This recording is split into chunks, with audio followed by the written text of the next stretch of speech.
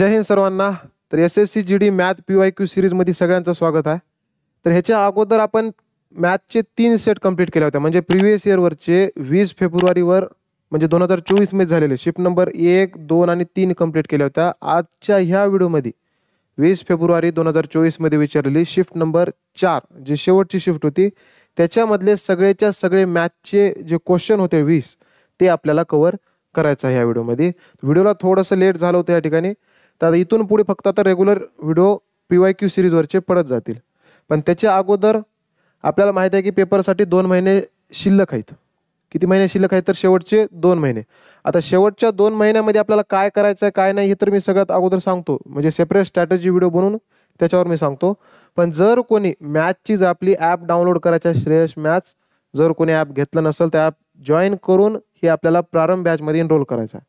प्रारंभ बॅचमध्ये आपल्याला कंप्लीट मॅथ शिकायचं आहे, जेणेकरून आपल्याला काय होते, कारण सिलेक्शन देणारं तुम्हाला जे पोस्ट पाहिजे ते देणार एकच सब्जेक्ट आहे. कोणता आहे या ठिकाणी? तर मॅथच राहणार आहे. मॅथवर कॉम्पिटिशन येते, कारण भल्या भल्यांचे मॅथमध्ये क्वेश्चन येणार 4, 5, 5, 6 असे प्रश्न बरोबर आहेत. रिझनिंगमध्ये हिंदीमध्ये सगळेच कव्हर करायत, पण मॅथमध्ये सगळ्याची विकेट पडाली. मग जर तुम्हाला जर पोस्ट पाहिजे असेल, फायनल मेरिटपर्यंत जर जायचं असेल तर मॅथमध्ये सुद्धा तुमचं 16-17 स्कोअर यावं लागते. आणि ह्या बॅचमधून तुमचा 16-17 स्कोअर आणायचं काम मजा राहील. या ठिकाणी 16-17 प्रश्न आरामशीर बरोबर आणतो मी, आणि सगळेच्या सगळे क्वेश्चन PYQ बेसच राहणार आहेत. चॅप्टर वाईज फक्त मी अरेंज केलो त्याला. तर अजूनपर्यंत जर कोणी विद्यार्थी चॅनलला जर सबस्क्राईब केलं नसेल तर चॅनल आपल्याला काय करायचं तर लवकर सबस्क्राईब करायचं आहे. त्याच्यानंतर टेलिग्राम, इंस्टाग्राम आणि प्ले स्टोअरवर काय सर्च करायचं तर श्रेयश मॅथ्स सर्च करायचं आहे. प्ले स्टोअरवर हे लोगो येते, हे ॲप आपल्याला काय करायचं तर डाउनलोड करायचं आहे. त्याच्यानंतर जर काही विचारायचं असेल भरती संदर्भात तर इंस्टाग्रामवर सुद्धा मेसेज करू शकता. नंतर टेलिग्रामवर जे पण काही PDF राहणार आहेत ह्या प्रॅक्टिस सेटचे ते कुठं अपलोड होणार आहेत तर टेलिग्रामवर अपलोड होऊन जातात. टेलिग्रामवर फक्त सर्च करायचं आहे श्रेयश मॅथ्स. तर आता सिरीजचा आपण डायरेक्ट पहिला प्रश्न बघूत की काय म्हणाले या ठिकाणी.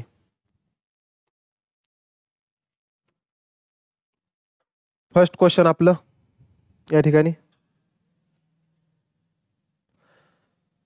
की एकटा सोनू 125 दिवसात एक टेबल बनवू शकतो, तर एकटा मोनू 250 दिवसात एक टेबल बनवू शकतो. मोनूने काम सुरू केले व 75 दिवस काम केले, तर सोनू किती दिवसात उर्वरित काम पूर्ण करू शकेल? म्हणजे अशा टाईपचं क्वेश्चन आपल्याला विचारले. काळकामवरले प्रश्न होय, सगळ्यात महत्वाचं बी टॉपिक आहे. याच्यावर जास्त करून क्वेश्चन येतात आपल्याला पेपरमध्ये. तर ह्याला बघा कसं सोडवायचं की एकटा सोनू 125 दिवसात एक टेबल बनवू शकतो. म्हणजेच कोण येवला या ठिकाणी तर सोनू आहे पहिल्यांदा. हे काय आहे तर सोनू, कारण थोडेसे आकडे मोठे घेतले, बाकी काय नाही. क्वेश्चन नॉर्मल लेवलच आहे, आकडे जास्त मोठे घेतल्यानं थोडंसं प्रॉब्लेम येऊ लागले. एकटा सोनू किती दिवसामध्ये काम पूर्ण करायला? 125 दिवसात. 100 किती दिवसात या ठिकाणी तर 125 दिवसात काम पूर्ण करायला. तर एकटा मोनू 250 दिवसात एक टेबल बनवू शकतो. एकटा मोनू, एकटा कोण या ठिकाणी तर मोनू किती दिवसामध्ये बनवायला या ठिकाणी तर 250 दिवसामध्ये बनवायला. किती दिवसामध्ये केलं काम? 250 दिवसात एक टेबल बनवू शकतो. मोनूने काम सुरू केले आणि 75 दिवस काम केले, तर सोनू किती दिवसात उर्वरित काम करू शकेल?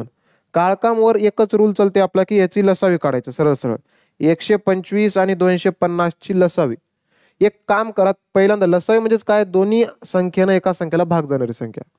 ह्या 250 ला 125 न भाग चाललंय का बघा. थोडंसं ट्राय करायचं की बाबा 125 दोन्ही 250 दुप्पटच होणार आहे. ह्याचा अर्थ काय की मी जर समजा जर ह्या एका संख्येनं जर समोरच्या संख्येला जर भाग जात असेल, लसावी तुमची येते 250च. म्हणजे जे आकडा इथं आहे ना मोठा आकडा तेच येऊन जाते. मग इथं थोडंसं हार्ड बी काय नाही. 125 दोन्ही 250 इथं 2 काम आलं, म्हणजे एका दिवसाला किती काम करायला? हे 2 काम करायला. 250 1 250 म्हणजे ह्यानं एका दिवसाला किती काम करायला? 1 काम करायला. टोटल काम किती आहे या ठिकाणी? 250 काम आहे. आता चेक करा पुढं की मोनूने काम सुरू केले आणि 75 दिवस काम केले. मोनू काम सुरू करायला, सुरू कोण करायला? मोनू करायला. मग मोनूनं काम सुरू केला. मोनू एकटा काम किती दिवस केला त्यानं तर 75 दिवस काम केलं. असे किती दिवस काम केले त्यानं? 75 दिवस. 75 दिवस काम केलं, तर सोनू किती दिवसात उर्वरित काम पूर्ण करू शकेल? मग मला सांगा या ठिकाणी मोनूनं 75 दिवस काम केलं, काम पूर्ण झालं का? इथं झालं नाही, अजून राहिलंय काम, प्लस अजून काम राहिलंय. आता मोनूच्या जागी कोण येऊ लागले उर्वरित काम करायला? सोनू येऊ लागले. तर सोनू किती दिवसात? आता इथं सोनू हाय. सोनू किती दिवसात? किती दिवसात म्हणजे हे काय एक्स दिवस घ्या. एक्स दिवसात काम पूर्ण केला. आणि असं करून टोटल किती काम झाले माहित आहे? इथं या ठिकाणी तर 250 काम झाले. किती काम झाले या ठिकाणी? 250 काम झाले. मला काय काढायचं आहे? सोनूला इथं किती दिवस लागलेत? मोनूचे दिवस माहित आहेत पण सोनूचे दिवस माहित नाहीत मला. हेच मला काढायचं आहे. मग एक काम करूत आपण. मोनू एका दिवसाला किती काम करायला? मोनूची क्षमता बघा बरं. एक काम करायची क्षमता आहे. मग मोनू दिवसाला एक काम करायला 1 गुणिले 75. 75 दिवस काम केला असं. प्लस सोनू एका दिवसाला किती काम करायला? सोनू एका दिवसाला 2 काम करायला. मग 2 गुणिले x दिवस. 2 गुणिले x दिवस म्हणजे 2x करतो मी. बरोबर मध्ये 250. काहीच नाही. 75 गुणिले केल्यावर 75 एक 75. 75 प्लस मध्ये आहे त्याला तिकडे न्या मायनस मध्ये. मग 2x बरोबर काय उरते बघा इकडं. 2x बरोबर हे इथं 250 आणि 250 मधून हे 75 एक 75 मायनस करायचं आपल्याला. मग आता x बरोबर काय येते बघा इकडे. x बरोबर 250 मधून 75 गेले. एक काम करायचं. 250 मधून पहिल्यांदा 50 वजा करा. 200 आले. आणि अजून याच्यामध्ये 25 राहिलेत. मग 200 मधून अजून 25 वजा करा. किती येतात? 175. 175 इथं राहिले. आणि गुणिले मधलं 2 तिकडे गेला आणि कुठे गेलं? हे भागिले मध्ये गेलं बघा. बे एक बे. बे आठी 16. बे आठी 16. सुरुवात 8 न झाली. ऑप्शन बघा कुठं आहे? 8 न सुरुवात होणार. हे ना हे ना हे ना. ऑप्शन नंबर काय असेल या ठिकाणी? ऑप्शन नंबर 4 असेल. डायरेक्ट उत्तर येऊन जाते. पूर्ण उत्तर बी काढायची गरज नाही. बे आठी 16. एक उरलंय. हा. बे सते 14. बे सते 14 म्हणजे अगेन इथं एक उरालंय. आता पॉईंट द्या. 10 झाले. बे पंचे 10. 87.5 येवले. ऑप्शन क्रमांक काय असेल या ठिकाणी? तर ऑप्शन क्रमांक 4 या ठिकाणी या क्वेश्चनचं आन्सर असेल. Next question. नेक्स्ट क्वेश्चन बघा या ठिकाणी. आता काय म्हणते दुसरा क्वेश्चन. थोडंसं ह्या सेटमध्ये 3-4 गणित थोडेसे हटके होते. हटके म्हणजेच काय? हार्ड होते थोडंसं. जास्त नाही थोडं. काय म्हणते? 3 लोकांचे सध्याचे वय 3 गुणोत्तर 5 गुणोत्तर 7 या प्रमाणात आहेत. 6 वर्षापूर्वी त्यांच्या वयाची बेरीज 87 होती. तर त्यांचे सध्याचे वय शोधा म्हण. त्यांचे सध्याचे वय शोधा म्हणणार. मग कसं शोधायचं बघा इकडे. आता मला सांगा या ठिकाणी 3 लोकांचे सध्याचं वय. सध्याचंच वय काढायचं आहे मला. सध्याचं वय किती दिलंय? एकाचं 3 आहे. नंतर एकाचं 5 आहे. नंतर एकाचं 7 आहे. ठीक आहे. 6 वर्षापूर्वी त्यांच्या वयाची बेरीज 87 होती. हे 87 कधी होती माहित आहे? 6 वर्षापूर्वी. म्हणजे हे तिघ बी जेव्हा 6 वर्ष मागे होते का नाही तेव्हा बेरीज आलती. पण मला गुणोत्तर देवलाले आजचं म्हणजे सध्याचं देवलाले आणि बेरीज देवलाले 6 वर्षापूर्वीची. मग त्या 6 वर्षापूर्वीच्या बेरजेला आज आणायचं आहे मला. कारण आजचंच काम आहे ना आपल्याला. मग जर समजा 2 भाऊ आहेत या ठिकाणी. एकाचं 15 वर्ष वय आहे आणि एकाचं 12 वर्ष वय आहे. 3 वर्ष. आता बेरीज किती येईल मला सांगा. इथं 15 अधिक 12 किती होतात? 27 झाली इथं. आणि जर समजा मी असं म्हणलो की 3 वर्षानंतर त्याची बेरीज किती येईल? मग ह्याच्यामध्ये बी 3 वर्ष वाढ होणार आहे आणि ह्याच्यामध्ये बी 3 वर्ष वाढ होणार आहे. मग आता मला सांगा 15 आणि 3 किती झाली? तर 18 प्लस 12 आणि 3 किती झाली? तर 15. इथं किती होतात? 15 आणि 15 30 आणि वरी 33 झालं. मग मला सांगा दोघांमध्ये बी मी 3-3 वर्ष प्लस केलो तर मग बेरीज कितीनं वाढली? इथं 6 न वाढली बघा. 6 न. ह्याचा अर्थ काय? इथं 6 वर्षापूर्वीची बेरीज दिली आणि जर मला आज आणायचं म्हणजे 6 वर्षानंतर जर आणायचं जर असेल मला आजच्या ह्याच्यामध्ये तर प्रत्येकामध्ये 6-6 वर्ष प्लस करावं लागेल मला. प्रत्येकामध्ये किती वर्ष प्लस करावं लागेल? 6-6 वर्ष. मग प्लस मला काय करावं लागेल अजून? आज जर आणायचं असेल ह्याची बेरीज तर मग ह्याच्यामध्ये बी 6 ह्याच्यामध्ये बी 6 ह्याच्यामध्ये बी 6. साइन त्र्यांकी झाले टोटल 18 झाले. साइन त्र्यांकी झाले टोटल 18. हे वय त्याची आजची बेरीज. हे काय आली त्याची आजची बेरीज आली. कारण आपल्याला आजच काढायचं तर त्यांचे सध्याचे वय शोधा म्हणणार आहे ना त्याच्यामुळं.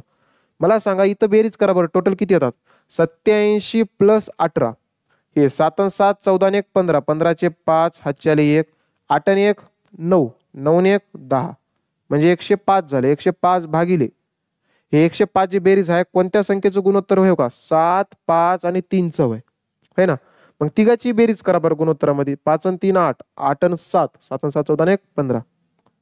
15 भाग द्या बरं. एका हिशाची किंमत काढून घ्या पहिल्यांदा. 15 1 15. 15 सते 105. 15 सते किती आलं? 105. एका हिश्श्याची किंमत किती येऊ लागली तर 7 येऊ लागली. आपल्याला काय करायचं आहे, त्यांचे सध्याची वय शोधा म्हणाले, सगळ्याच वय शोधायचं आपल्याला. एका हिश्श्याची किंमत किती आली, 7 वर्ष आली. तर मग 3 हिश्श्याची किंमत किती येणार आहे, 3 गुणिले 7 येणार आहे. 5 हिश्श्याची किंमत किती येणार आहे, 5 गुणिले एकाची किती आहे तर 7 आहे. 7 हिश्श्याची किंमत किती येणार आहे, 7 गुणिले 7 येणार आहे. आता काय करायचं, 7 त्रिक किती आले या ठिकाणी 21, कॉमा 7 किती येऊ लागले या ठिकाणी 35, 7 7 किती आले या ठिकाणी 49. 21, 35 आणि 49 आपलं फायनल उत्तर राहणार आहे. 21, 35 आणि 49 या ठिकाणी काय असेल तर फायनल उत्तर असेल याचं. नेक्स्ट क्वेश्चन बघा या ठिकाणी. आता एका गोळ्याची त्रिज्या 3.5 सेंटीमीटर आहे तर गोळ्याची एकूण पृष्ठफळ किती. गोळ्यावर म्हणजेच काय, क्षेत्रफळावर प्रश्न येऊ लागले थोडस, क्षेत्रफळावर. आता क्षेत्रफळ म्हणजेच कोणतं, आपल्याला काही सूत्र माहित राहावं लागलं क्षेत्रफळामध्ये. आता इथं गोळ्यावर विचारलं की नाही, ह्याच्या अगोदरच्याही सेटमध्ये कुठं तर गोळ्यावरच विचारलं होतं, म्हणजे जास्त करून इथं गोळ्यालाच टार्गेट केलं. कारण पोलीस भरतीचा गोळा आहे ना, इथं घेऊन येऊ लागले कसं काय की काय नाही की. गोळ्याची त्रिज्या किती देऊ लागले 3.5 सेंटीमीटर. मग एक काम करूत आपण, गोळ्याची त्रिज्या म्हणजेच काय, आर होय. आर ची किंमत किती आहे 3.5 सेंटीमीटर आहे. आर ची किंमत किती आली 3.5 सेंटीमीटर. गोळ्याचे एकूण पृष्ठफळ विचारले. पृष्ठफळ बरोबर फॉर्म्युला आपल्याला लक्षात यावं. पृष्ठफळ कोणाचे पृष्ठफळ, गोळ्याचे पृष्ठफळ. गोळ्याचे पृष्ठफळ बरोबर काय या ठिकाणी सूत्र या ठिकाणी तर 4 पाय आर चा वर्ग, हे आपल्याला लक्षात ठेवायचं आहे. आणि जर चुकून बाय चान्स गोळ्याचे घनफळ बी लक्षात यावं आपल्याला. घनफळचं इथं लिहून ठेवतो मी. घनफळ जर विचारलं कधी भविष्यात, 4/3 म्हणजे 4/3 पाय आर चा घन आहे, हे लक्षात ठेवा. फक्त आपल्याला ह्याच्यावर क्वेश्चन विचारले, कारण आता इथं पृष्ठफळ विचारले, कधी घनफळ बी विचारलं. मग आता काय करायचं आपल्याला, 4 ला 4 जशाला तसं ठेवा. 4 ला 4 गुणिले पायची किंमत टाका 22/7. अख्ख्या जगाला माहित आहे की पायची किंमत किती आहे 22/7 आहे. आर चा वर्ग करायचा. आर चा वर्ग म्हणजेच कोणाचा करायचा, 3.5 चा वर्ग करायचा. 3.5 चा वर्गाच्या ऐवजी मी 3.5 ला 2 वेळेस लिहितो, काही प्रॉब्लेम नसेल ह्याच्यामध्ये. 2 वेळेस लिहिलो. आता काय करतो मी, सगळ्यात मोठी अडचण येते आपल्याला पॉईंट वाल्याची. मग पॉईंट वाल्याला जर उडवायचं जर असेल मला, तर मग एक काम करा, हे पॉईंट उडवायचं आहे ना, खाली 1 झिरो वाढून घ्या, 10 करा. हे पॉईंट उडवायचं आहे, खाली 1 झिरो वाढून घ्या, 10 करा. झालं का. आता काय करायचं तर कट करायचं. बघा कटते का, इथं कटतंय. 7 1 7, 7 5 35, इकडं 5 1 5, 5 2 10 कटलं. बे 1 बे, बे 2 4, बे 1 बे, बे 5 10, अजून 5 न 35 कडा. 5 1 5, 5 1 30, 5 7 35. इथं एक उरलं, ह्याचं काम संपलं. इथं उरलं, ह्याचं काम संपलं. इथं बी एक संपलं, इथं बी एक संपलं. उरालंय काय, इथं बी एक आहे, ह्याचंही काम संपलं. 22 गुणिले 7 उराले. 22 गुणिले 7 गुणाकार करा बरं. 7 2 14 ला 4, हातचे आले 1, 7 2 14 आणि 1 15, 154. किती आले पृष्ठफळ मग 154 सेंटीमीटर स्क्वेअर येते.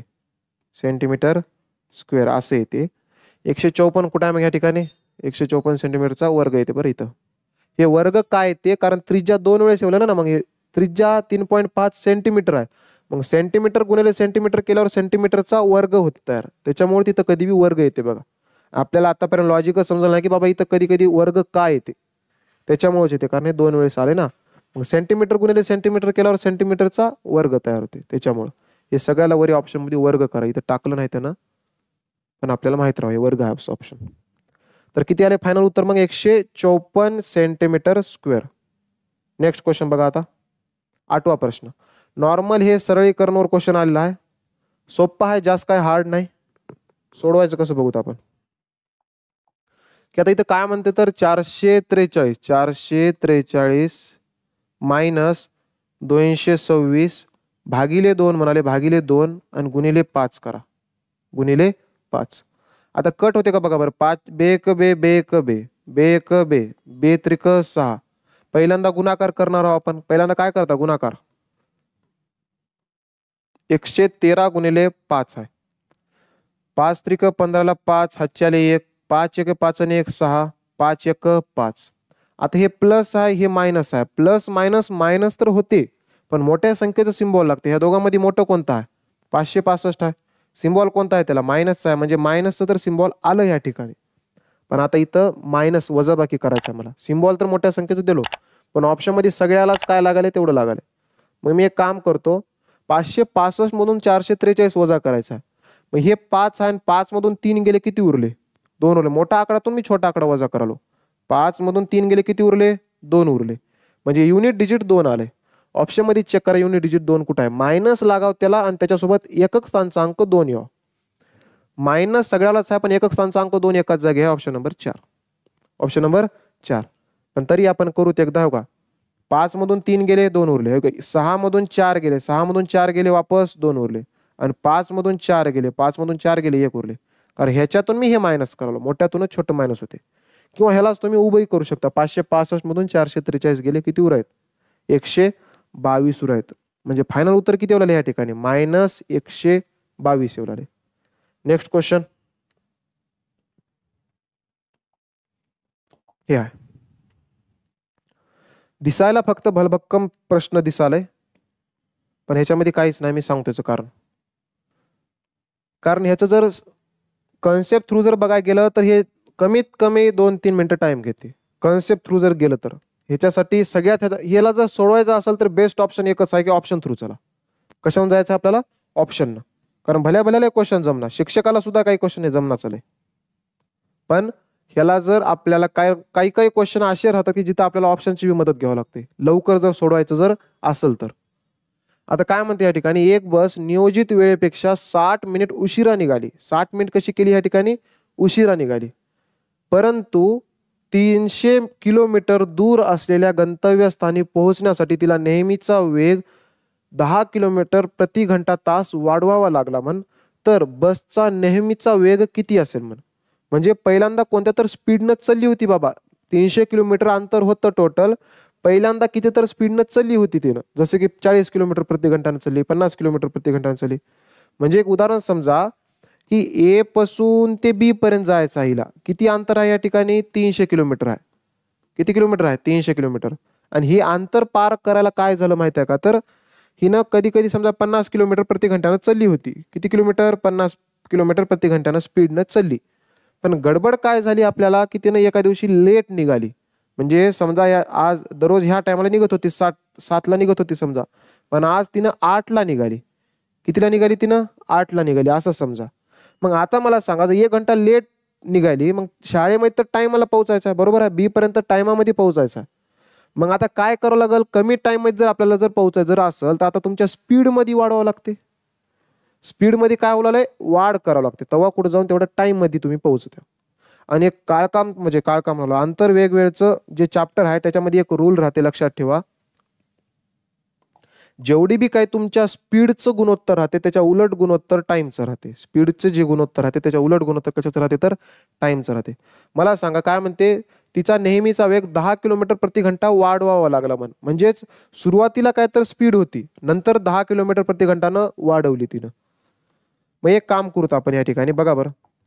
पहिल्यांदा तुम्ही एक काम करा, स्पीड ऑप्शन थ्रू चला म्हणलो मी. पहिल्यांदा तुम्ही सुरुवातीला 50 होती समजा अशी स्पीड. किती स्पीड होती या ठिकाणी? 50 किलोमीटर प्रति घंटा होती. आता त्याच्यामध्ये काय झालंय? 10 किलोमीटर प्रति घंटानं वाढवली स्पीड तिनं. मग आता किती झाला असेल? 60 किलोमीटर प्रति घंटा झाला असेल. 60 किलोमीटर प्रति घंटा झाले. मग आता एक काम करूत आपण, अंतर किती होतं टोटल? 300 किलोमीटरची दूरी होती. दूरी किती होती? अंतर किती होते? 300 किलोमीटरची. मग मला सांगा, जर टाइम जर मला जर काढायचा असेल, वेळ जर मला काढायचा असेल, वेळ बरोबर काय येते या ठिकाणी? तर अंतर भागिले ह्याच्यामध्ये काय येते या ठिकाणी? वेळ बरोबर अंतर भागिले त्याची काय येणार आहे? स्पीड येणार आहे. स्पीड म्हणजेच काय? त्याला वेग म्हणतो आपण. स्पीड म्हणजेच काय? वेग करावं लागतं. त्या वेळेस आपल्याला वेळ भेटते. मग मला सांगा, सुरुवातीला 50 किलोमीटर होता असं समजा, नंतर किती झालं इथं? 60 किलोमीटर झालं. 10 किलोमीटरनं वाढवली तिनं. मग मला टाइम काढायचा, टाइम मध्ये किती कमी झाली मला बघायचं आहे. अंतर किती होतं टोटल? 300 किलोमीटर. वेळ बरोबर बघा बरं, वेळ बरोबर अंतर किती होतं इथं? 300 होतं. 300 साठी हिला टाइम किती लागलाय? तर स्पीड किती आहे, चाल किती आहे? स्पीड किती आली तर 50 किलोमीटर प्रति घंटा. हे आहे किलोमीटर मध्ये आणि हे सुद्धा आहे किलोमीटर प्रति घंट्यामध्ये.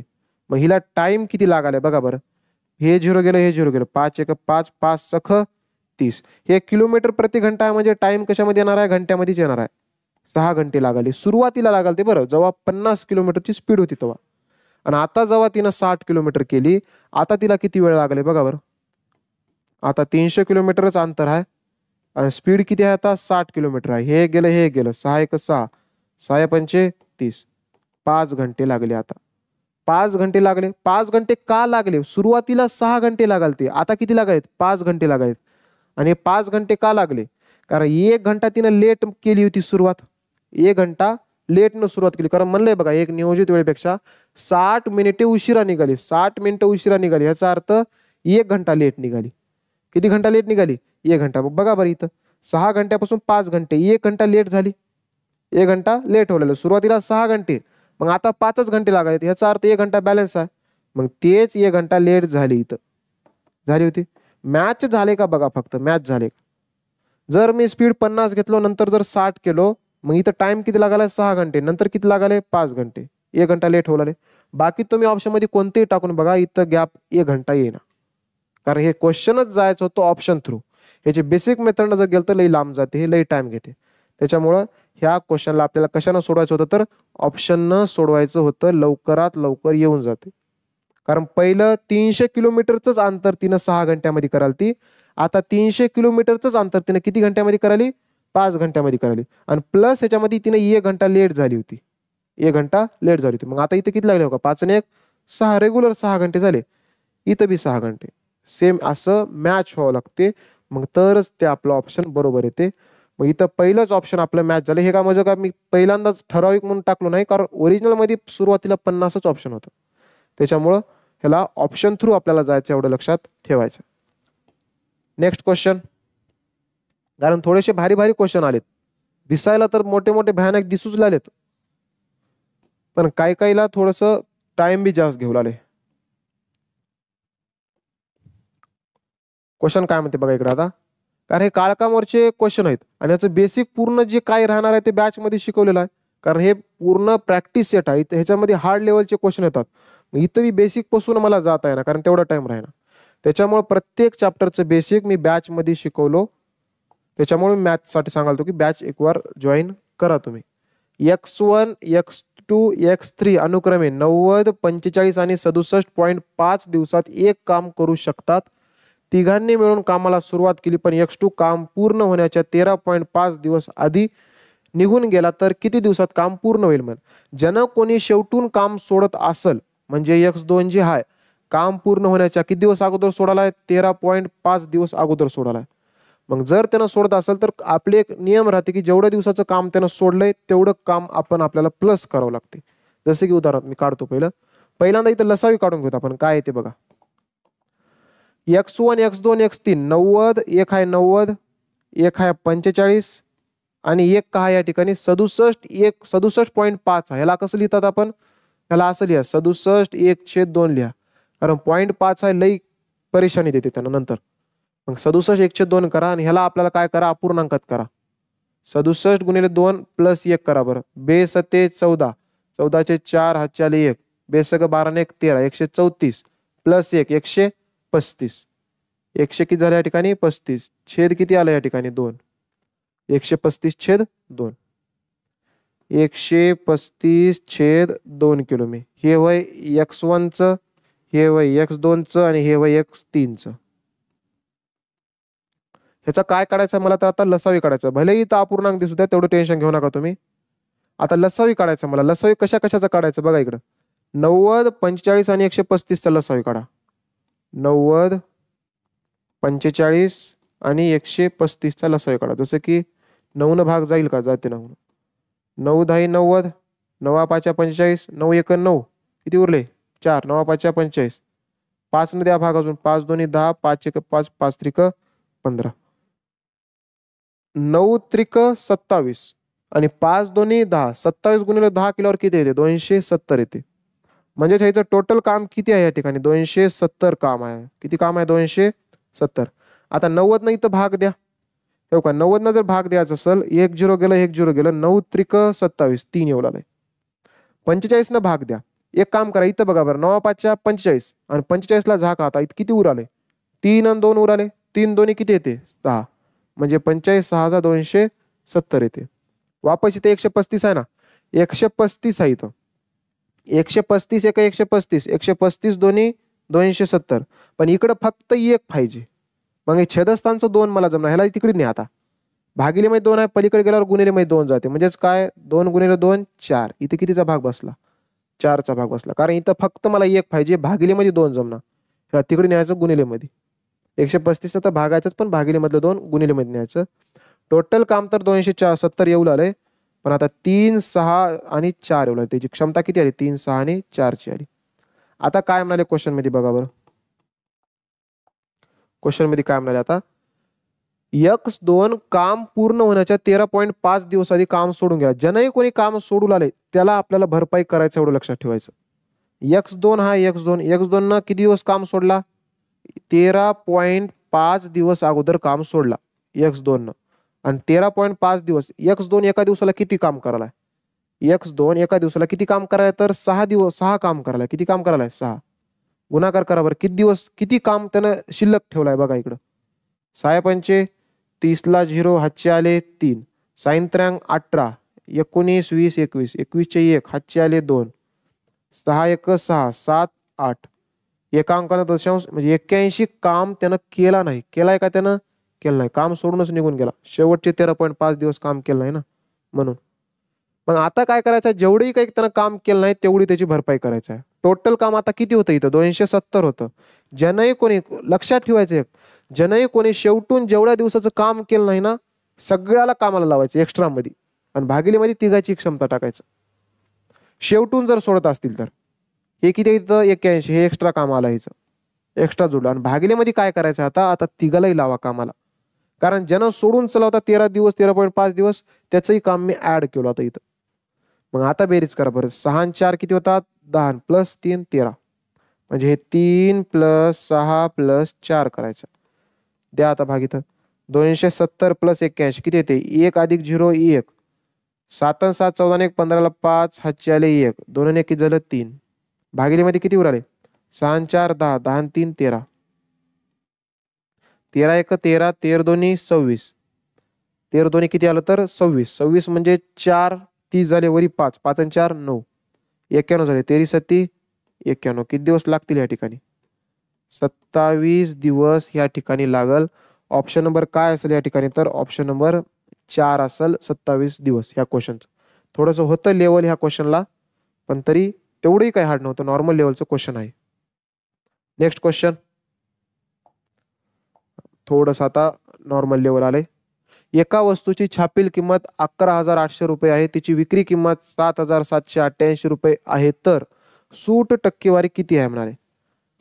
म्हणजे एका वस्तूची छापील किंमत किती आहे या ठिकाणी, 11,800 रुपये आहे. तिची विक्री किंमत किती देवलाले या ठिकाणी, 7,788 देवलाले, बरोबर. मग आपल्याला काय विचारलं या ठिकाणी, तर सूट टक्केवारी किती आहे, म्हणजे किती टक्के सूट चाललं हेच विचारले. मग इथं कटत असेल तर कट करा, आपला रूल एकच आहे की कटत असेल तर कट करा. जसं की 4 न कटते का इकडे तिकडं, कटते 4 न. 4 दोन्ही 8, 9 10 11 3 उरले, 4 8 32, 4 9 36, 37 38 2 उरले, 4 पंचे 20, 4 0 जा 0, इकडे कटवा 4 1 4, 5 6 7 3 उरले, 37 झाले, 4 9 36, 1 उरले 18 झाले, 4 चौक 16, 17 18 2 उरले 28 झाले, 4 7 28. आता कटत असेल कट करा, 1947 आले डायरेक्ट. मग आता मलाच वाटणार की कटल काही, एक काम करूत आपण डायरेक्ट, आता कितीनं कमी चालय बघा इकडं, कितीनं कमी चालय म्हणजे तेवढ्याची सूट आहे. 2,950 मधून किती वजा करावं म्हणजे 1947 भेटेल. साईडला कुठं जाऊन मायनस करून घेऊ आपण, 1 2 9 5 0 मायनस 1 9 4 7, हा 10 मधून 7 गेले 3 उरले, इथं 4 राहिले होते, 4 मधून 4 गेले 0, 9 मधून 9 गेले 0, 2 मधून 1 गेलं 1, 1003 म्हणजे 1003चं डिस्काउंट आहे. मग आता हे सूट आपल्याला टक्केवारीमध्ये काढायचं. बाण कुठून निघाला, इथून निघाला बघा, छापील किमतीवरच सूट राहते कधी बी. 2,950 वर सूट किती रुपयाचा आहे, तर या ठिकाणी 1003चा आहे, 1003चा आहे. गुणिलेमध्ये काय करायचं मला, तर 100 करायचं आहे, लक्षात ठेवा.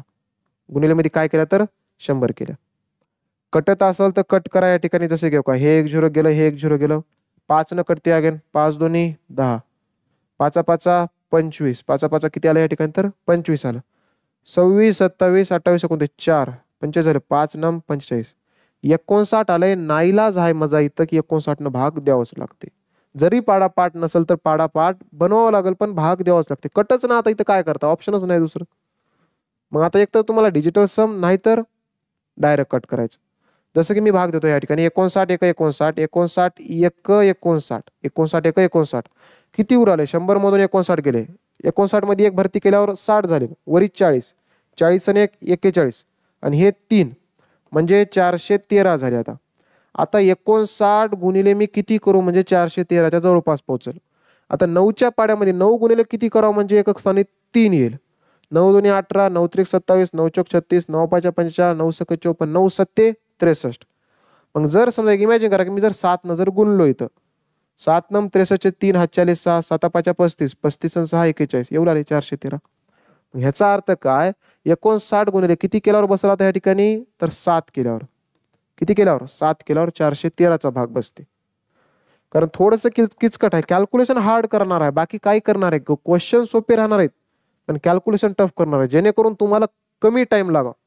म्हणजे काय करते राहते माहित आहे काय तुम्हाला, पेपर मध्ये एकतर आधीच टाइम कमी देते आणि त्याच्यामध्ये थोडंसं कॅल्क्युलेशन वाढते. मग काय होते, पोराला जास्त टाइम घ्यायला सुरू होते, जास्त टाइम म्हणजे पेपरच कम्प्लीट होईना. मग त्याच्यामुळे एकतर तुमचे कॅल्क्युलेशन मजबूत पाहिजे. मी बार बार सांगलो की मॅथ्ससाठी जर स्ट्रॉंग करायचं असेल तर तुमचे कॅल्क्युलेशन तगडं पाहिजे कमी टाइम मध्ये.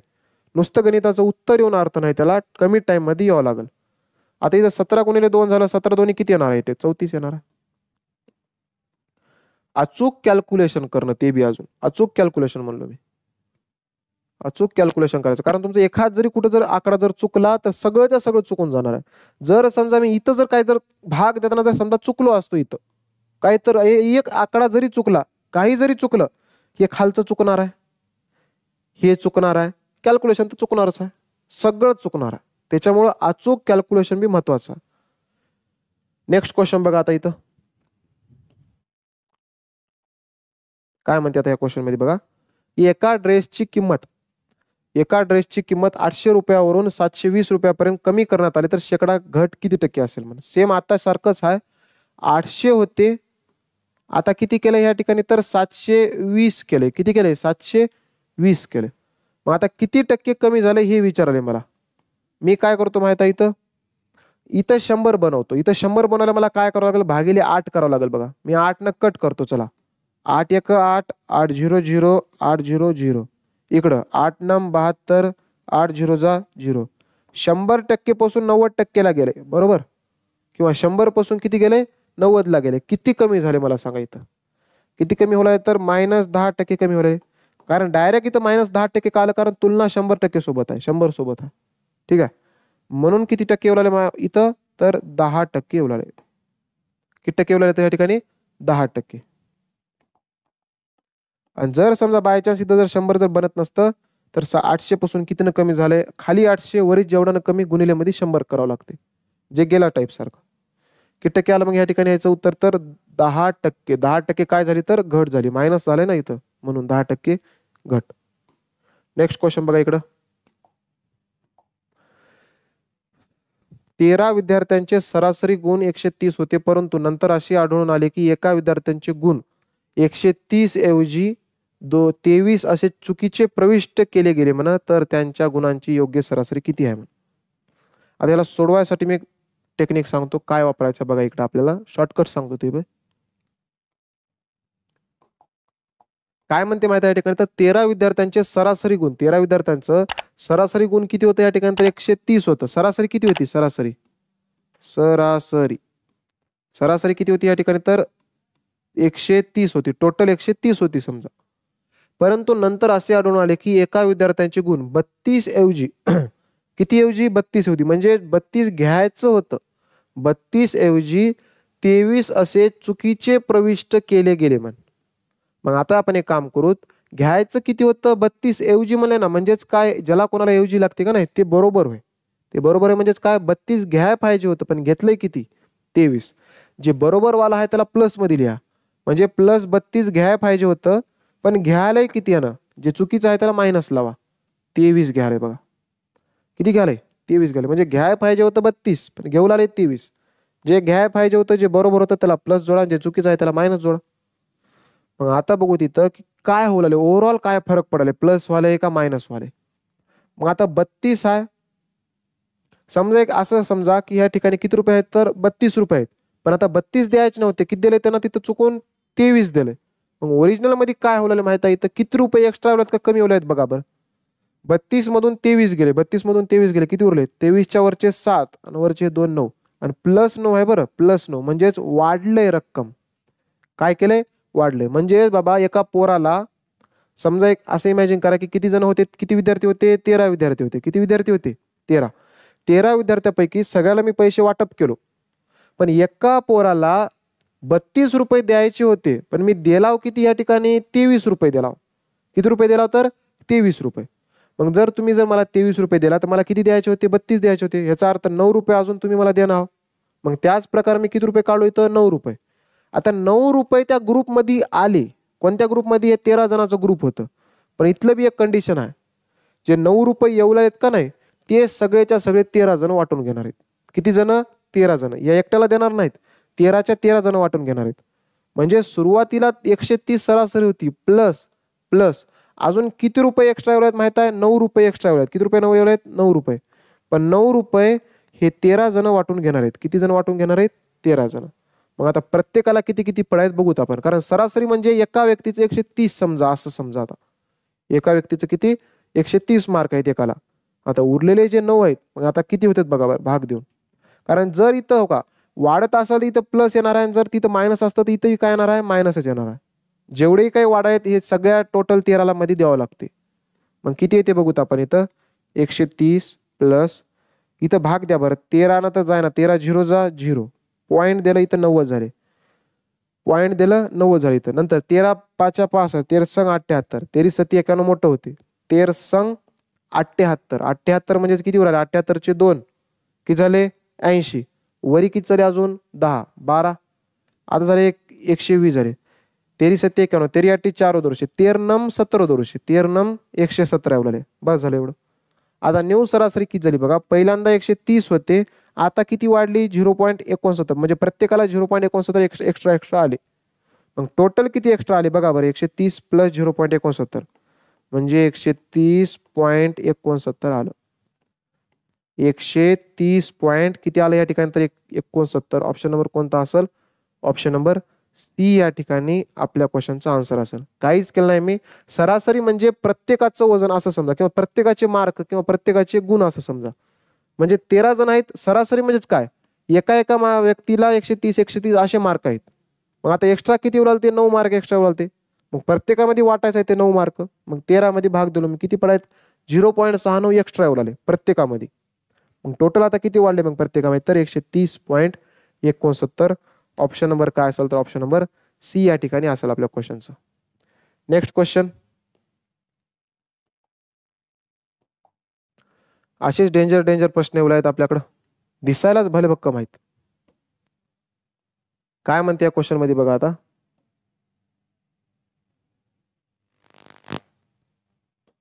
की अंकित 10% तोट्यात एक वस्तू विकतो, जर त्याने ती 30% कमी किमतीत विकत घेतली आणि 26 रुपये कमी किमतीला विकली तर त्याला 10% नफा होईल म्हण. तर वस्तूची खरेदी किंमत किती, वस्तूची खरेदी किंमत किती म्हणाले. क्वेश्चन हाय भारी, त्याला सोडवायचं कसं मी सांगतो.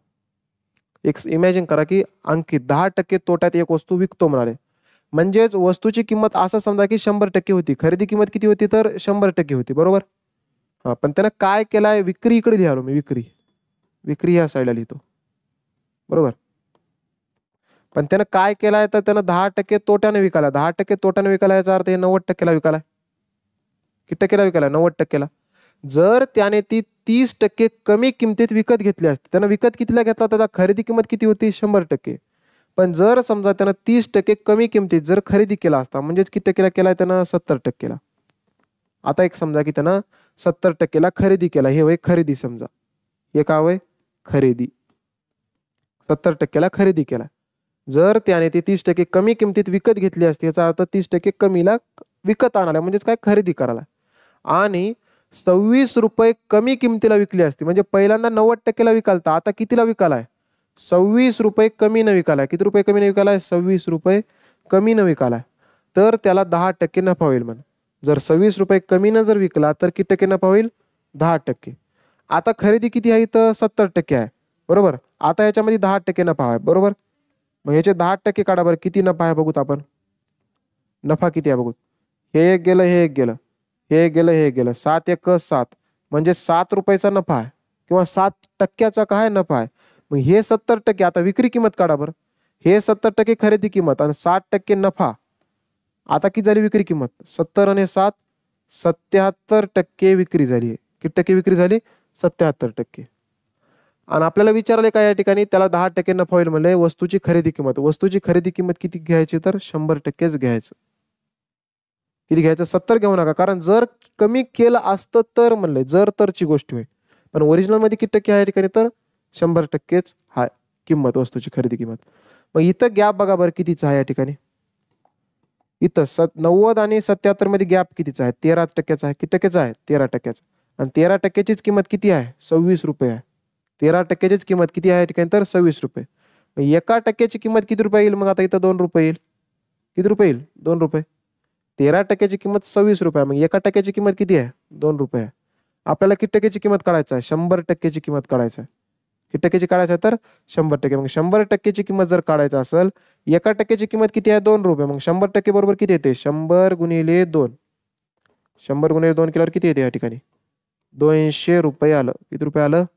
200 रुपये. ऑप्शन नंबर काय येईल या ठिकाणी? तर ऑप्शन नंबर 4 येईल. थोडंसं होतं हटके, पण आपल्याला प्रॅक्टिस करायचं. नेक्स्ट क्वेश्चन बघा इथे या ठिकाणी 11 नंबर. बाबा 3529 ला 10 ने विभाजित केल्यास बाकी किती उरते? मग नॉर्मल लेवलचं क्वेश्चन आहे, जास्त काय हार्ड याला डोकं चालवायची गरज नाही.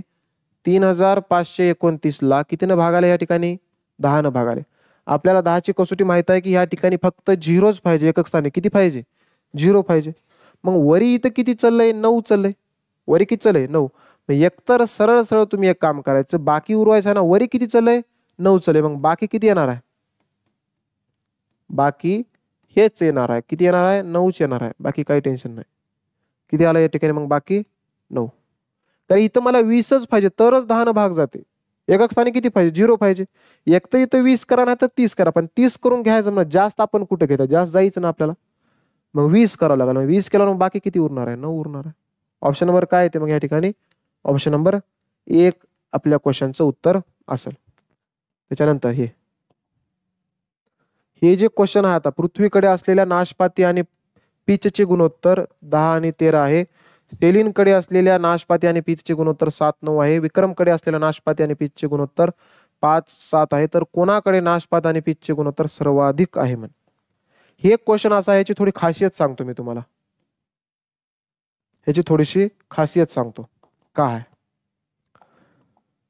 हे जे क्वेश्चन आहे हे 2024 मध्ये विचारलं आहे, सगळ्याला माहित आहे. कोणती शिफ्ट होती? तर 20 फेब्रुवारीची 4थी शिफ्ट होती. आणि हे क्वेश्चन असं होतं, SSC GD मध्ये 2024 चे जेवढेही काही पेपर झालेत, मॅथच्या तुलनेमध्ये जर विचार केला मी, तर हे सगळ्यात कमी जे पोरं सोडवत किंवा सगळ्यात कमी बरोबर ज्याचं उत्तर आले ना, त्याच्या तुलनेनं जर गेलं तर फक्त 5 नंबरला येते प्रश्न. किती नंबरला येते? 5 नंबर. ज्याला की कोणी सगळ्यात कमी जण सोडलेत. सगळ्यात कमी जण सोडलेत. म्हणजे ह्याच्यावर बी अजून 4 गणित होते जे की पोराला जमले नाहीत. हे 5व्या नंबरचं गणित होय. कितव्या नंबरचं गणित होय? 5व्या नंबरचं, जे की पोराला जमलं नाही. फक्त 16% जणाला ह्याचं उत्तर काढता आले. किती टक्के जणाला? 16%. जर 100%च्या तुलनेत जर गेल्या, 16% जणाला याचं उत्तर काढता आले. आणि बाकीचे जेवढेही काही 84% आहेत, ह्याला क्वेश्चन आलं नाही किंवा हे टिक केलेलं उत्तर चुकलंय. कारण ह्या क्वेश्चन मध्ये दिसायला मोठं दिसलंय, पण ह्याच्यामध्ये ऍक्च्युअल मध्ये काहीच नव्हतं. ह्याच्यामध्ये काय होतं का? तर काहीच नव्हतं. का काय नव्हतं सांगतो मी कारणाचं. बघा याला कसं उडवायचं. पोराला लक्षात आलं नाही फक्त की काय करायचं होतं. ह्याचं कारण मी सांगतो. पृथ्वीकडे असलेल्या नाशपाती आणि पीचचे गुणोत्तर. गुणोत्तर किती दिले? 10 गुणोत्तर 13. मला सांगा 10 गुणोत्तर मी 13 देवला लाव. ह्या गुणोत्तराला मला असंही लिहिता येते की 10 भागिले 13. ह्याला काही प्रॉब्लेम? काहीच नाही. गुणोत्तराचाच अर्थ भागिले होते. कळलं? बघा इकडं. मग मी काय करतो आता, पहिल्यांदा कोण आले? पृथ्वी आले. पृथ्वीकडे म्हणले ना, मग पहिल्यांदा पृथ्वी घेतो मी. पृथ्वीकडे गुणोत्तर किती आले या ठिकाणी? 10/13 आले, बरोबर. नंतर कोण आले? सेलिन आले बघा, सेलिन. सेलिन आलं. सेलिनकडे असलेल्या नाशपाती आणि पिच्च गुणोत्तर गुणोत्तर किती आहे? 7/9 आले, 7/9 किलो. विक्रमकडे असलेला नंतर कोण आले? विक्रम आले बघा, विक्रम. विक्रमकडे असलेल्या नाशपाती आणि पिच्च गुणोत्तर 5/7 आहे म्हणजे वरी 5 आणि खाली 7च घ्यायचं. कोणाकडे नाशपाती आणि पिच्च गुणोत्तर सर्वाधिक आहे पहिल्यांदा चेक करा. नाशपाती सुरुवातीला आहे, नंतर पिच आहे. मग सुरुवातीला नाशपातीचेच गुणोत्तर आहे म्हणजे नाशपातीच घेतले पहिल्यांदा 10 आणि नंतर 13. मग आता एकच काम करायचं आहे. कोणाकडे सर्वाधिक आहे तुमच्याकडे 3 अपूर्णांक आहेत, 1 2 3. ह्याच्यामध्ये सगळ्यात जास्त सगळ्यात मोठा अपूर्णांक कोणता आहे ते शोधायचं. तेच आपलं उत्तर असेल. एकतर इथं भाग द्या 0 पॉईंट काहीतरी येईल त्याच्यातून शोधा, किंवा नाही गेलं तर मग अपूर्णांकामध्ये जर सगळ्यात मोठं जर शोधायचं असेल तर एक काम करा. याचं लगीन याच्यासोबत लावा, याचं याच्यासोबत लावा. ह्या दोघांमध्ये पहिल्यांदा कॉम्पिटिशन लावता पण की कोणाकडे सगळ्यात जास्त आहे बाबा. ह्याच्यामध्ये जे विनर येईल त्याचं ह्याच्यासोबत लावायचं. ह्या दोघांमध्ये जे विनर येईल ते फायनल सगळ्यात जास्त वाला असेल. कसं करायचं आता? जास्त कसं आहे कोणाकडे कसं ओळखायचं? ह्या 9 नाही तो गुन्हा 10 9 9 10 90 आलं ह्याच्याकडे. इकडं 13 सती किती आलं? इथं 91 आले. मग 90 मोठं की 91 मोठं? 91 मोठं. ह्याचा अर्थ या दोघांमध्ये सेलिन मोठा आहे, 7/9 आलं. इथंपर्यंत बी वागला. आता ह्या दोघांमध्ये लावा. ह्या दोघांमध्ये कोण मोठा आहे? सगळ्यात जास्त कोणता? याचं याच्यासोबत, याचं याच्यासोबत. 7 7 49 आणि 9 9 5 45. सगळ्यात मोठं कोणतं दिसाले? हे दिसाले. ह्याचा अर्थ सेलिनचा अपूर्णांक सगळ्यात मोठा आहे. सेलिनचा अपूर्णांक सगळ्यात मोठं आहे. मोठा आहे मग थोडंसं जाड काढलो मी. सेलिनचा अपूर्णांक कसा आहे? सगळ्यात मोठा आहे. मग आपल्याला तेच विचारलंय कोणाचं गुणोत्तर सर्वाधिक आहे म्हणून. कोण येणार आहे इथं? सेलिन. सेलिन कुठं आहे? ऑप्शन नंबर काय असेल या ठिकाणी? तर मग ऑप्शन नंबर 4 आपल्या क्वेश्चनचा आन्सर असेल. असं छोटस प्रश्न होता आपल्या समोर. हे बघा आता नेक्स्ट क्वेश्चन.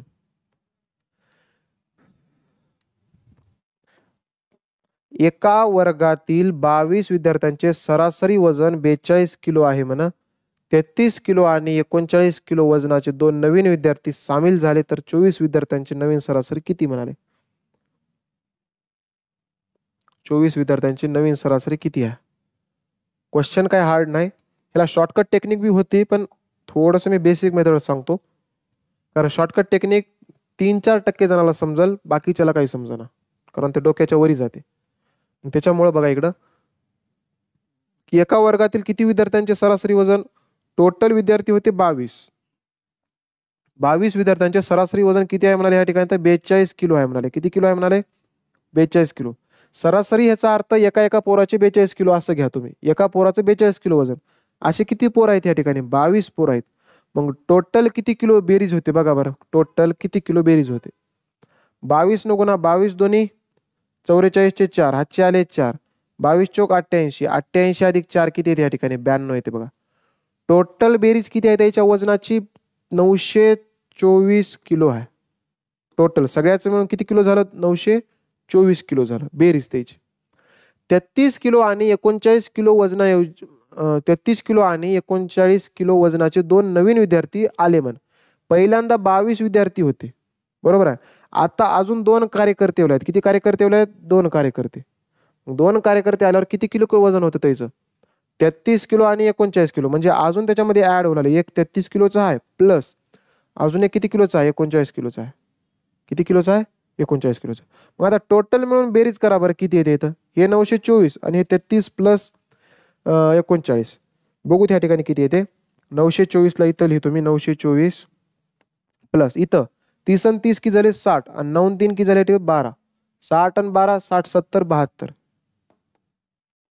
4 आणि 2 6 7 आणि 2 9 आणि हे 9 ला 9. 900 किती झालं आता इथं? 96 झालं बघा. 900 किती झालं? 96. हे इथं एवढं तयार 996 किलो. सगळ्याची मिळून बेरीज आहे बरे 996. मग आपल्याला सरासरी काढायचं आता नवीन. काय म्हणले बघा क्वेश्चन मध्ये?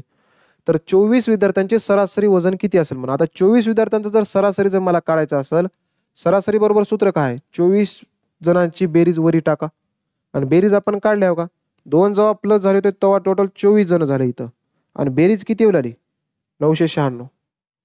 मग 996 भागिले हे किती आहे, टोटल किती जण आहेत, 24.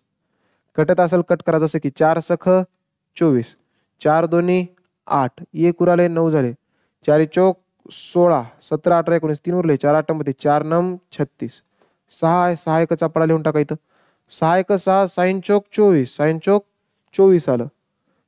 नंतर पुढे गेला 9 आलं, 6 1 6, किती उराले इथं, 3 उराले, पॉईंट दिलो मी 30 झाले, 6 पंचे 30, 41.5 किलो येणार आहे. ऑप्शन नंबर काय असेल या ठिकाणी, तर ऑप्शन नंबर 1 या ठिकाणी आपल्या क्वेश्चनचं आन्सर असेल. नेक्स्ट क्वेश्चन बघा आता.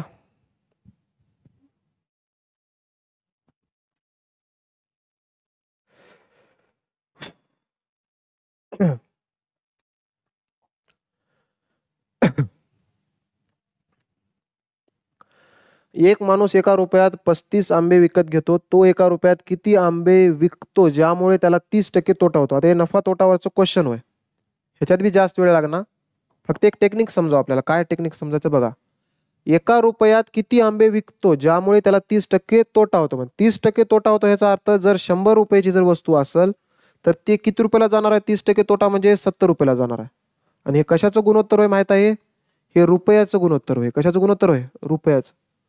30% तोटा म्हणजेच काय, तर 100ची वस्तू 70ला जावं. पण आता जर समजा मला वस्तूचं जर गुणोत्तर काढायचं असेल, कशाचं गुणोत्तर, वस्तूचं गुणोत्तर, तर कधी लक्षात ठेवायचं, रुपयाच्या गुणोत्तराच्या उलट गुणोत्तर वस्तूचं राहणार आहे.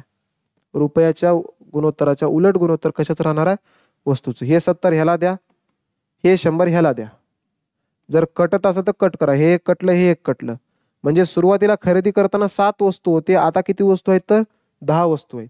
आणि आपल्याला काय म्हणते, एक माणूस 1 रुपयात 35 आंबे विकत घेतो. म्हणजे विकत घेतो याचा अर्थ खरेदी करताना किती होते, 35 होते. आता किती वस्तू विकावं म्हणाले, जरा जेणेकरून त्याला 30% तोटा होईल. मग हे 7ची किंमत वस्तूमध्येच बघा फक्त. आता 7ची किंमत 35 आंबे आहे, गुणिले किती करायला, 5 करायला, 7 5 35 आंबे होतात. इथं जर गुणिले 5 केला असेल तर मग इथंही गुणिले 5 करा, 10 5 किती येणार आहे तिथं, 50 आंबे. किती आंबे आले त्या ठिकाणी, वस्तू आहे ना, आंबे काय ते वस्तू आहेत सगळे. मला रुपयामध्ये काढता येते की 30% तोटा म्हणजे काय येणार आहे, 100ची वस्तू 70ला झाली. उलट केलो मी, वस्तूचं गुणोत्तर आलं, किती आलं मग इथं, 50 आंबे. ऑप्शन नंबर काय असेल या ठिकाणी, ऑप्शन नंबर 4 या ठिकाणी आपल्या क्वेश्चनचं फायनल आन्सर असेल. नेक्स्ट क्वेश्चन, जसं की हे आहे 15 नंबरचं. हे बी क्वेश्चन हटके आहे, भल्या भल्याला जमणार चालेल हे बी क्वेश्चन, पण तरी आपण काय करू त्या ठिकाणी काढूत बघा.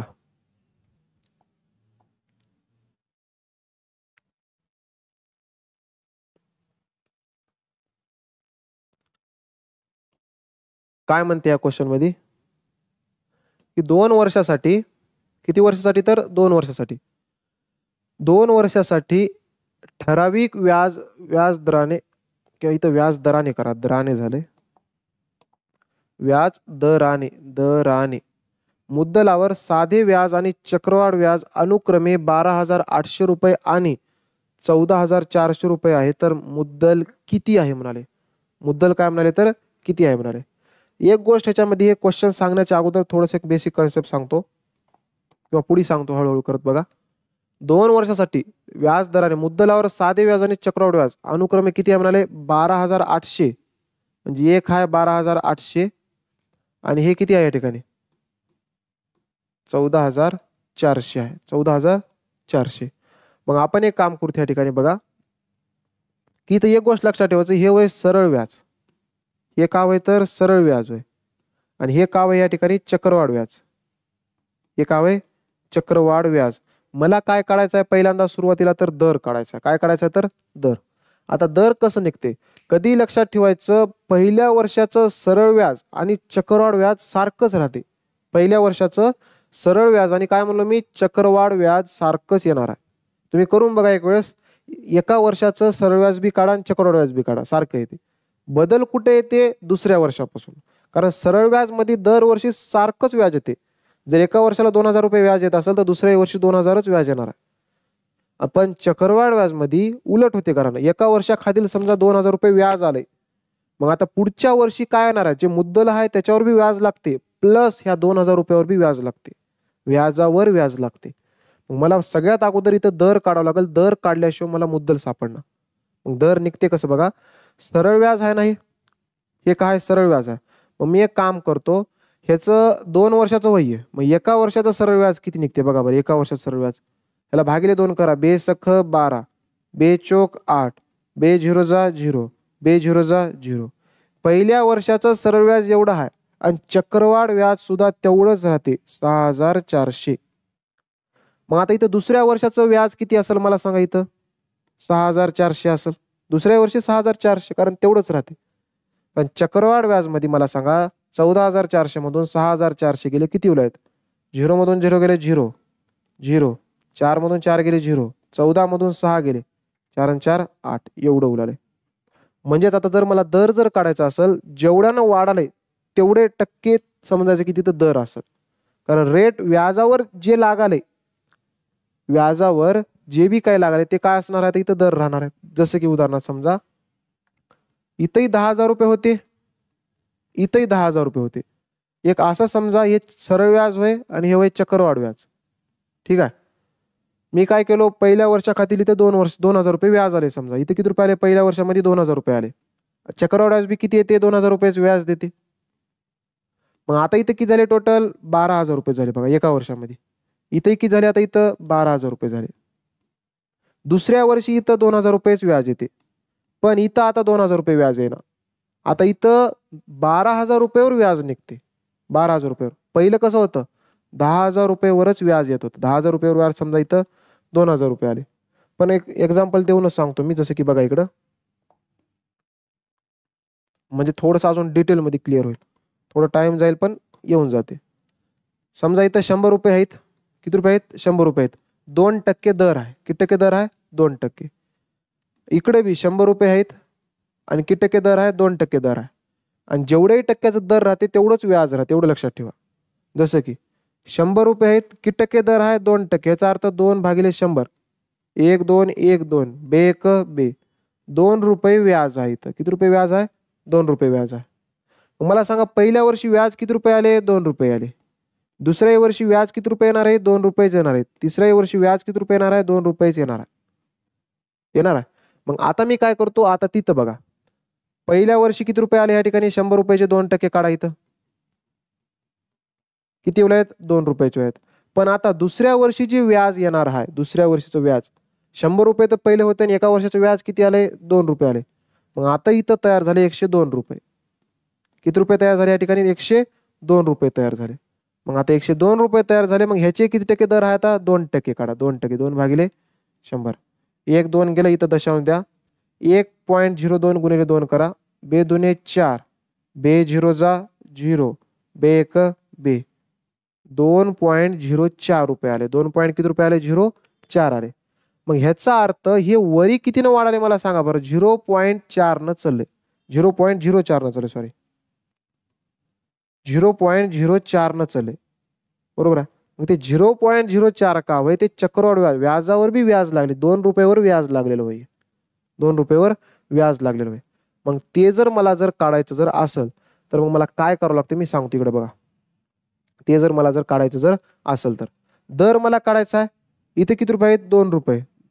आणि वरी किती चले, तिथं 0.04 रुपये चले बघा. 0.04 चले. गुणिले काय करा, 100% करा. गुणिले काय करा, 100%. वरी 2 झिरो आहेत, खाली 2 झिरो केलो मी, बरोबर. कट केलो, खाली 2 झिरो केलो. 1 2 1 2, बे 1 बे, बे 2 4, किती आले, 2% आले. 2% आले म्हणजे 2% दर होतं बघा इथं. मग त्याच प्रकारे वरी किती न चले ते काढलं ना आपण इथं, कारण त्याच्यावरच तर व्याज आहे सगळं. कारण एक क्वेश्चन थोडं समजायला किचकट जाते. ह्याची मेथड एवढी लॉंग आहे, पुस्तकामध्ये बघा कुठेही बघा, लई लॉंग आहे ह्याची मेथड. मला आता व्याज काढायचं आहे. आता हे 6,400 वरी जेवढ्यानं चलय ना, जेवढे काही व्याजावर व्याज लागाले त्याच्यावर मला दर काढता येते. जर इथे जर तुम्ही कट करतो म्हणलं तर कट करा, फक्त आता या दोघालाच घ्या तुम्ही बस. 1 हे 1 हे 1 हे 1, 8 8 64, 8 10 80, बे चोक 8 बे 5 10, 4 5 होणार 4ची रक्कम प्लस 1 न वाढले बघा. 1 न वाढलंय, 4 वर वाढलंय, गुणिले मध्ये 100 करा. 4 1 4, 4 2 8, 2 उरलं, 4 25, म्हणजे दर आहे इथं 25%. दर किती टक्के आहे, 25% दर आहे. आपल्याला विचारले मुद्दल किती. आता तुम्ही बघा 2 वर्षासाठी ठराविक व्याजदराने साधे व्याज किती भेटाले? 12,800 भेटाले. तुम्हाला दर बी माहिती आहे, तुम्हाला मुद्दल काढायचा. व्याज बरोबर सूत्र लावा. आता व्याज किती आहे इथं 2 वर्षाचं? 12,800 आहे बघा. 12,800 बरोबर मुद्दल गुणिले दर किती आलाय? 25%. मुदत म्हणजेच टाइम किती आहे? 2 वर्षासाठी. भागिलेमध्ये काय करा? 100 करा. जसं की 25 एक 25, 25 चौक 100, बे एक बे, बे दुने 4, 12,800 आहे. मग त्याला इकडे आणा तुम्ही. 12,800 2 गुणिलेमध्ये आहे ना, याला इकडे आणा. 12,800 गुणिले 2 बरोबर मध्ये मुद्दल किती येतात इथं? बे 0 जा 0, बे 0 जा 0, बे 8 16 6 4 1, बे 2 4 1 5, बे 1 बे. 25,600 रुपये येणार आहे. 25,600 रुपये काय येणार आहे या ठिकाणी? तर मुद्दल असणार आहे. थोडंसं हटके होतं, किचकट होतं, पण समजावं आपल्याला. पुढचं आहे नॉर्मल लेवलचा आहे, जास्त काय हार्ड नाही. बघा 2016 भागिले 4 प्लस 32 गुणिले 6 मायनस 26 गुणिले 3 काय येते? याचं उत्तर बघूत आता. 2016 भागिले 4 प्लस 32 गुणिले 6 मायनस 26 गुणिले 3 एवढंच करायचं इथं भाग द्या बरं. 4 एक 4, 4 पंचे 20, 4 चौक 16 कर नका, चुकते उत्तर. हे एकाच टायमाला एकालाच भाग द्यायचं. 4 एक 4 मोठं होते ना, मग 4 0 जा 0 घ्या, 16 झाले. 4 चौक 16. इकडं 504 आले, 504ला 504 प्लस 6 2 12ला 2 हातच्याली 1, 6 3 18 1 19 मायनस 3 संग 18ला 8 हातच्याली 1, 3 2 6 1 7 78 आलं. पहिल्यांदा प्लस करा, नंतर मायनस वाले जोडा. हे प्लस 504 आणि प्लस 192. 4 आणि 2 किती झाले इथं? 6 झाले. 9 अधिक 0 किती झालं? 9 झालं. 5 आणि 1 किती झालं इथं? हे 6 झालं. ह्याच्यामधून 78 मायनस करायचं.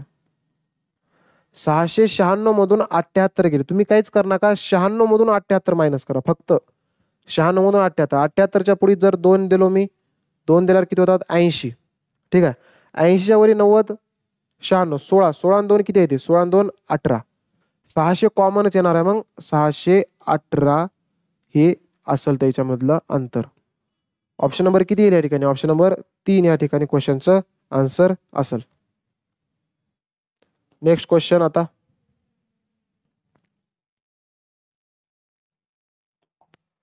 इथं काय म्हणते? एका खुर्चीची छापील किंमत तिच्या खरेदी किमतीपेक्षा 20% जास्त आहे. 20 रुपयांच्या सुटीनंतर खुर्ची 220 रुपयांना विकली गेली तर नफ्याची टक्केवारी किती बन? क्वेश्चन भारी आहे. एक काम करूत आपण. नफ्याची टक्केवारी विचारले ना, नफ्याची टक्केवारी किती टक्के नफा म्हणाले ना, मग काढूत आपण. चला बाबा, एका खुर्चीची छापील किंमत म्हणाले. छापील किंमत तिच्या खरेदी किमतीपेक्षा 20% जास्त आहे. एक काम करूत, खरेदी किंमत आपण 100% घेऊ किंवा 100x घेऊ. समजा चला 100x घेऊ. हे काय आहे? खरेदी किंमत. छापील किंमत कशी आहे? तर 20% जास्त आहे. म्हणजे हे किती असेल? 120x असेल. हे काय होय या ठिकाणी? तर छापील होय बघा. छापील म्हणजे काय? छापून ठेवलंय तेवढं शर्टवर. छापील किंमत खरेदी किमतीपेक्षा 20% जास्त आहे म्हणाले. 20 रुपयाच्या सुटीनंतर खुर्ची 220 रुपयांना विकली गेली. म्हण किती टक्के सूट द्याले? किंवा 20 रुपयाच्या सुटीनंतर म्हणाले. म्हणजेच काय?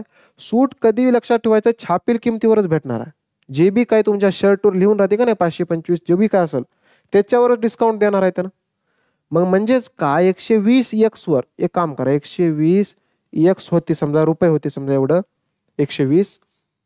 120 मध्ये 20 रुपयांच्या सूट दिल्याच्या नंतर इथं किती रुपयाची सूट दिलंय? 20 रुपयाची सूट दिली. म्हणजेच काय? मायनस 20 रुपये केले. आणि 20 रुपयाची सूट दिल्याच्या नंतर समोर काय येणार आहे? विकणारच आहे त्यानं. मग आता 20 रुपयाच्या सुटीनंतर खुर्ची 220 रुपयांना विकली गेली. किती रुपयाला विकला? इथं 220 रुपयाला विकला. किती रुपयाला विकला? 220 रुपयाला. तर नफ्याची टक्केवारी काढायचं आहे मला. नफ्याची टक्केवारी कशी निघते? इथं खरेदी किंमत 100% आणि विक्री किंमत किती आहे ती काढूत आपण. पहिल्यांदा एक काम करूत, x ची किंमत काढूत आपण. जसं की इथं 120x आहे की नाही, बरोबर. -20 आहे, पलीकडे 20 न्या. 220 + 20 आलं 120 x बरोबर काय येते 220 + 20 240 आलं. x बरोबर किती येते 240 गुणिले मध्ये 120 आहे भागिले मध्ये न्या 12 1 12 12 2 24 x ची किंमत 2 आली. मग खरेदी किंमत किती निघते आता इथं 100 गुणिले 2 करा 200 निघाली. खरेदी किंमत किती निघाली 200. आता विक्री किंमत किती आहे कारण नफा शेकडा नफा काढायला मला खरेदी किंमत आणि विक्री किंमत माहित पाहिजे. सुटीनंतर खुर्ची 220 रुपयाला विकली म्हणे विकाले कितीला 220 रुपयाला विकाले हे विक्री होय. तुम्हाला शेकडा नफा काढायचा आहे कितीनं वाढाले हे 20 न वाढाले. याचा अर्थ काय वरी 20 जेवढ्याने काय वाढाले नफा होलाय खाली खरेदी किंमत 200 आहे गुणिले मध्ये 100 करा शेकडा नफा येऊन जाते. कटलं बे 1 बे 82 20 10% नफा असेल इथं 10% काय असेल तर नफा असेल या ठिकाणी. ऑप्शन नंबर काय असेल 10% नफा ऑप्शन नंबर 3 या ठिकाणी असेल. नेक्स्ट क्वेश्चन 48 - 20 - 8 भागिले 4 गुणिले 3. पहिल्यांदा एक काम करा कंस सोडून घ्या इथं. पहिल्यांदा ह्याला सोडवा 4 त्रिकम किती आलं 12 भागिलेला भागिले इकडे बघा बरं 20 मधून 8 गेले ते किती उरायत 12 उरायत मायनस 48 ला 48. मग बघू तिथं आपण आता चे मूल्य किती मिळाले कुठं आलं या ठिकाणी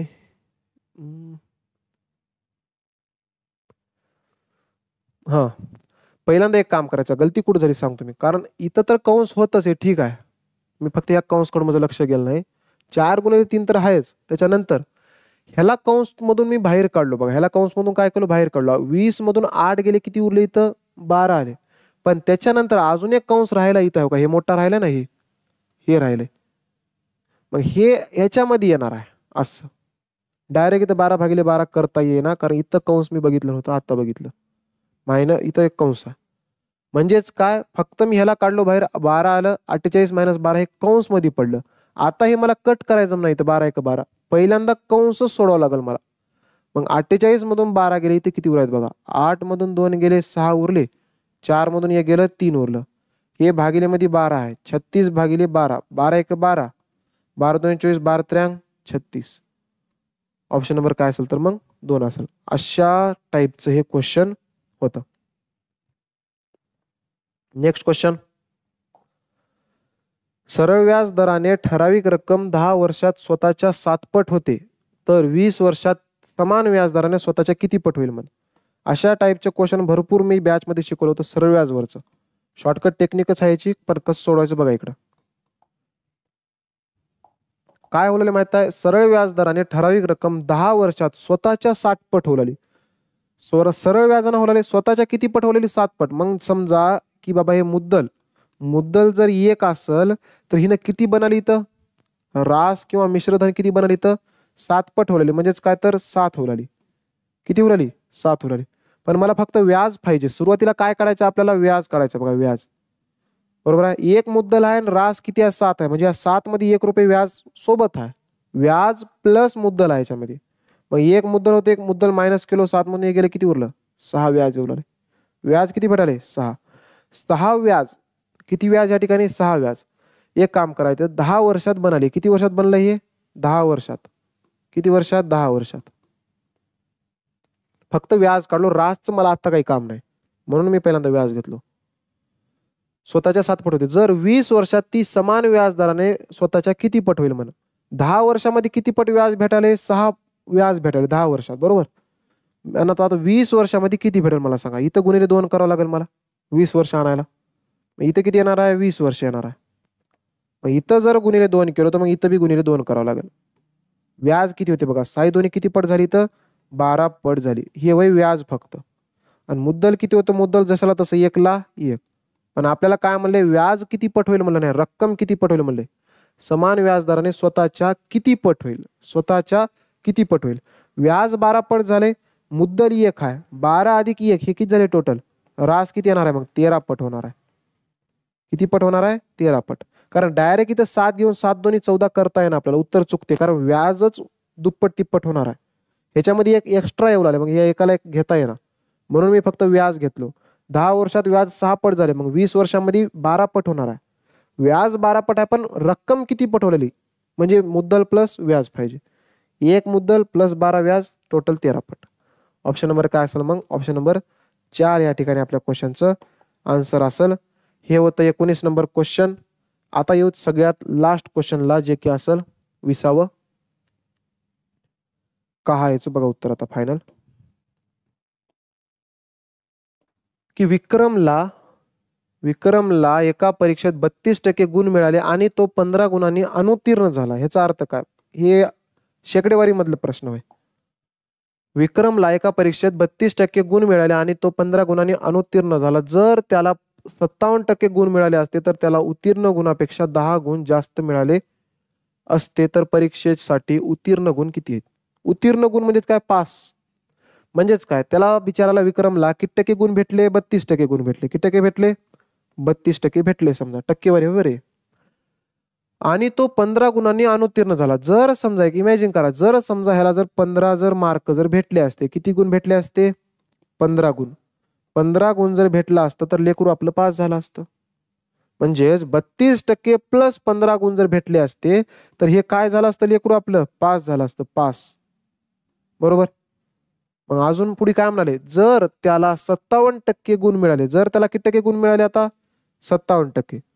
जर त्याला 57% गुण मिळाले असते तर त्याला उत्तीर्ण गुणापेक्षा 10 गुण जास्त भेटले असते. म्हणजे आता लेकरू 57%ला काय कराले?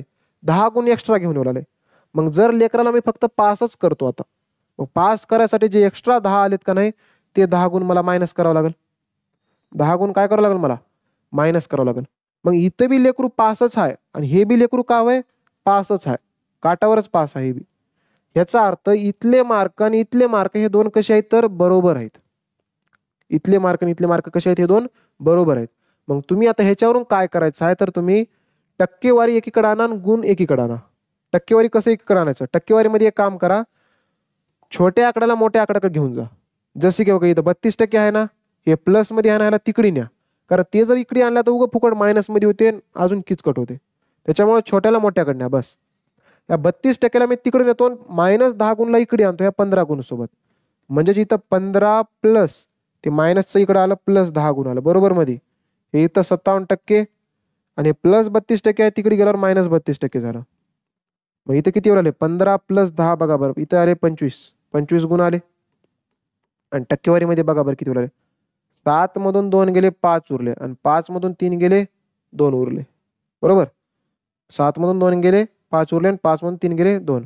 म्हणजेच 25%ची किंमत किती गुण आली? 25 गुण आली. मग ह्याचा अर्थ काय आहे? की बाबा 1% म्हणजेच किती गुण? 1 गुण. किती गुण आहे? 1 गुण आहे. 1% म्हणजेच किती गुण? 1 गुण किंवा 1 मार्क समजा. मग पास किती टक्केला होतं लेकरू? हे इथे काढलं तरी पास होणार आहे, ह्याच्यामध्ये काढलं तरी पासच होणार आहे. मग मला जर पास जर काढायचं असेल लेकराला, 32% प्लस 15 गुणला पास होतं. बरोबर. मग पास जर मला पाहिजे असेल, 1% म्हणजेच किती गुण आहे? 1 गुण आहे. 32% म्हणजेच किती गुण येणार आहेत? 32 गुण आणि प्लस हे किती गुण होते? 15 गुण. मग पास किती मार्काला झालं बघा इकडं? 5 आणि 2 7, 3 आणि 1 4. 3 आणि 1 किती झालं? 4. 3 आणि 1 किती झालं या ठिकाणी? तर 4 झालं. किती गुण आले या ठिकाणी? तर मग 47 गुणला लेकरू पास झाले. 47 गुणला लेकरू आपलं पास होते. ऑप्शन कोणते येणार? मग किती गुण असावे लागेल? तर 47 गुण असावं लागेल. अशा प्रकारे आपले 20 प्रश्न ह्या सेटमध्ये कंप्लीट झालेले आहेत. मी अगेन सांगालो, जर कोणी जर अजून त्याला बेसिक पासून मॅथ शिकायचा किंवा कंप्लीट एखादं जर तुमचं जर टॉपिक जर वीक राहिला असेल तरी सुद्धा परीक्षेमध्ये थोडंसं रिस्क राहणार आहे. तेच जर आलं प्रश्न तर काही सांगता नाही. जर तुमचे आता काही जणांचे कसं राहतात की बऱ्यापैकी काही चॅप्टर कव्हर झालेले राहतात, पण काही मोजके जे हार्ड टॉपिक राहणार आहे, जसं की ज्याच्यावर बार क्वेश्चन येऊ आहेत, ते चॅप्टर जर कोणते 2-3 जर चॅप्टर राहिले असतील तर ते तुम्हाला कंप्लीट करावं लागेल. आणि बॅचमध्ये तुम्ही डायरेक्ट जे तुम्हाला हार्ड वाटाले कंप्लीट करू नका. जे हार्ड वाटाले ना ते तर चॅप्टर कंप्लीट करा. कारण आपल्याला ह्याच्यामध्ये 17-18 मार्क पाडायचा आहे तर सिलेक्शन भेटते, नाही तर भेटणार. जर बॅच जॉईन करायचा असेल तर मी डबल एकदा सांगालो, श्रेयश मॅथ्स ॲप डाउनलोड करायचा आहे. त्याच्यामध्ये प्रारंभ बॅच म्हणून आहे, ती आपल्याला जॉईन करायचं आहे. त्याच्यानंतर चॅनलला काय करायचं आहे या ठिकाणी? तर सबस्क्राईब करून ठेवायचं. आता भेटूत आपण नेक्स्ट व्हिडिओमध्ये.